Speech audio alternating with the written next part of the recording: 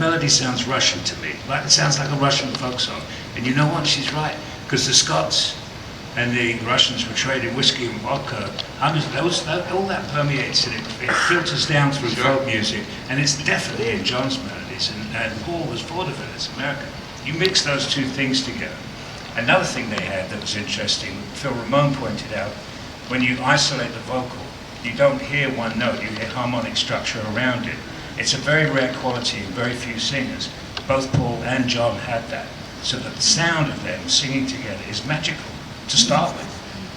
Without all the accoutrements of a brilliant song, you know. I think that Joey Mullen actually has the real thing to say, Joey. They were really fucking good. He'll never change. You know, Mummy used to write to me all the time during all this time that it was going on, because I'd lived in South America and moved into the United States in 1963. So I wasn't actually there when that was all happening. And so my mum was writing to me every week and telling me all the stuff that was going on.